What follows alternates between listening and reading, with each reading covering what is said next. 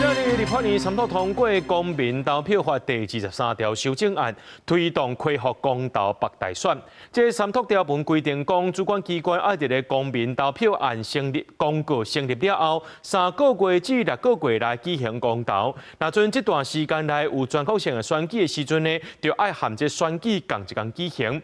那民进党团是提出修正动机，公投前一天来放民主假，说互南北两党互决。 投票所排到落长，阁有人拿排队投票，拿用手机看开票。2018年9合1选举，迄当阵10个公投案做伙投票，造成选务的乱象。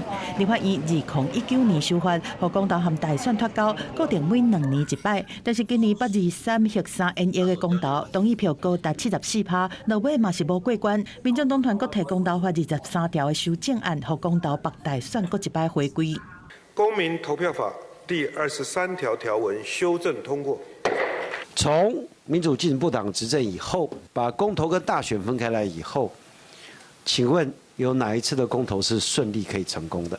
在南北党团的主导之下，公投法修正案日在立法院3读通过，明定主管机关应该在公投案公告成立了后的3个月开始到6个月来举行公投。期间内若是有全国性的选举，应该共一天来举行。民进党团是阁提修正动议，公投前一天嘛应该休假，予公民有准备的时间，但落尾是予南北好决。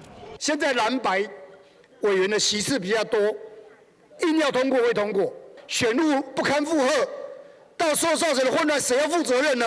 当来看公投法的历程，在公投大选脱钩的第一摆投票，2021年4案逆势相转，反来伫公投白大选，天然气的接收站爱离开海草大的公投拢无过关。2022年18岁公民权的公投嘛无过，但伫搁较早公投白大选的时期，2018年的10案公投，包括反空污、非民法保障、共性做伙生活、废止电业法、规划加园条文等7案通过，但是证明等3案无过。投票率的多寡。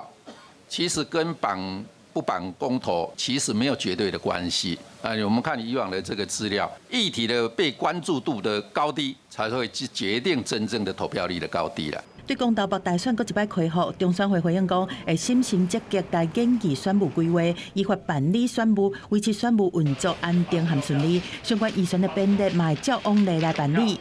记者综合报道。